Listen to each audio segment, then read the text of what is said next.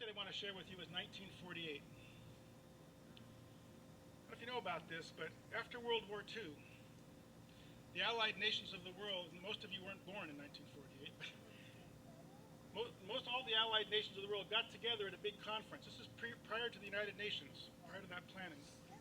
So we just come through a horrible conflagration in the world. Millions have died.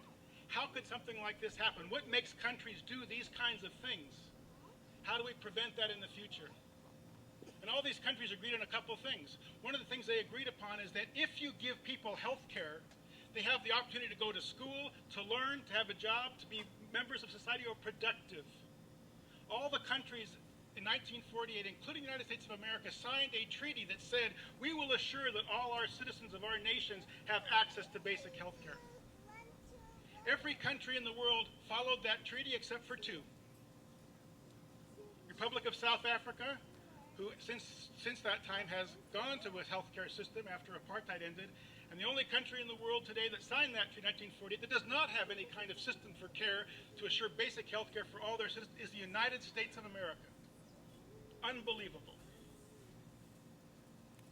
Another date, 1965. More of you were born then. A gentleman named Lyndon Johnson was president. He had a war on poverty. He once again said, if we're going to fight poverty in America, if we're going to give everybody who lives here a chance to develop themselves and care for their families and be who they could be, we need to do a few things. One of the ones is you have to have health care. You cannot go to school when you're sick. One of the leading causes of absenteeism among children today is dental decay, mouth pain. You cannot hold a job if you're sick.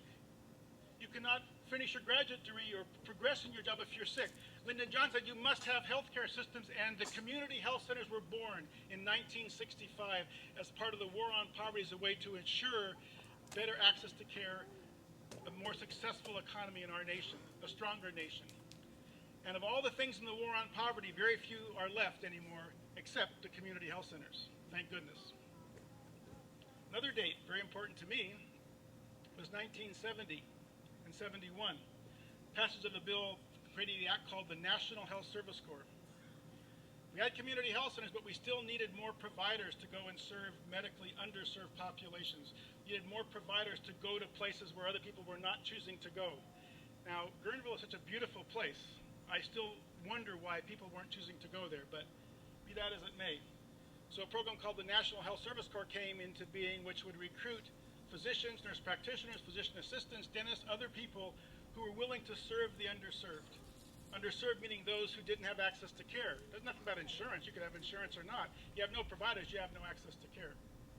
This is providers who would go to rural areas, urban areas, and serve those without that. And you marry the National Service Corps program to recruit providers with the Community Health Center program, and now you have a system that begins to work really well. Well, I joined the National Service Corps. I was one of their early members, and in the early days, the National Service Corps said, if you want to be part of our team, you become an officer in the United States Public Health Service. I didn't realize the catch was after a while they transfer you. That was the only part. I didn't read the fine print there. So I had 9 wonderful years in Guerneville. The Community Health Center did wonderful things for me. I don't know that I ever gave to my patients as much as you gave back to me. You gave me so much education. You taught me so much about being a provider. You taught me so much about working through this system that you made me have a wonderful, fascinating career, the things I've been able to do since my time here. And I appreciate that, and I'm grateful for that. And I'm thankful for all of you who come out to support West County Community Health Center because of what they do.